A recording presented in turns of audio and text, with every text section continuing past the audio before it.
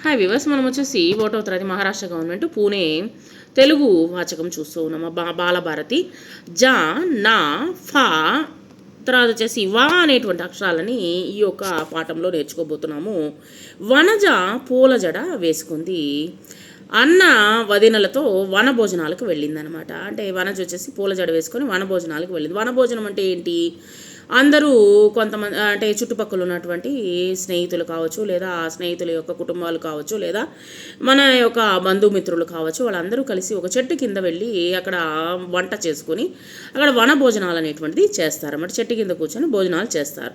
అక్కడ నాకు రకరకాల పలహారాలు తిన్నారు. తర్వాత వచ్చేసి అక్కడ అనేకమైనటువంటి పలహారాలు తిన్నారు. విధంగా డిఫరెంట్గా పలహారాలు తిన్నారు. ఇంటి నుంచి తీసుకురావచ్చు, లేదా అక్కడే కూడా తయారు చేసుకోవచ్చు అనమాట. తయారు చేసి కూడా పెట్టుండొచ్చు. వదిన చక్కని నగ పెట్టుకుంది. వనములో సీతాఫలము, రామఫలము వంటి రకరకాల పళ్ళాలు తిన్నారు. అక్కడ ఉన్నటువంటి పండ్లు తిన్నారనమాట. ఆ రోజంతా ఆటపాటలతో నవ్వుతూ గడిపారు. చాలా సంతోషంగా గడిపారనమాట ఆ రోజు వనభోజనాలు. చూడండి, అక్కడే వంట చేస్తూ ఉన్నారు. తర్వాత పిల్లలు వచ్చేసి ఉయ్యాల కట్టుకుని ఆడుతూ ఉన్నారు. తర్వాత కొంతమంది చెట్లు ఎక్కారు.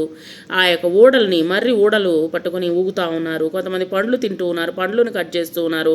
కూరగాయలు కట్ చేస్తూ ఉన్నారు. ఈ విధంగా వనభోజనాలు బంధుమిత్రులతో కావచ్చు, లేదా బంధుమిత్రులతో కావచ్చు, ఫ్రెండ్స్తో కావచ్చు, స్నేహితులతో కావచ్చు, స్నేహితుల యొక్క కుటుంబాలతో వెళ్ళి వనభోజనాలు అనేటువంటిది చేస్తారు. ఇక్కడ ఉన్న వాటిలన్నింటినీ మనము నోట్స్ రాసేటప్పుడు చూద్దాము. ఇక్కడ పదాలు వినండి. ఫా ధ్వనితో గుర్తించి చెప్పండి. ఇక్కడ చూడండి, ఫణి, సీతాఫలం, రామఫలం, పలకం. ఇక్కడ చుక్కల్ని కలుపుతూ చదువుతూ రాయండి. ఈ కాపీ రేటింగ్ అనమాట.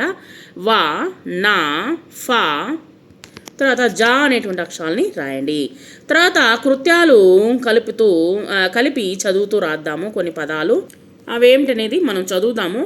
తర్వాత రాసేటప్పుడు మనము నోట్స్ రాసేటప్పుడు రాద్దాము. జనం, జలజ, జలగ, జడ, నటన, నగ, నస, నడక, వల, వరస, వరద, వడ.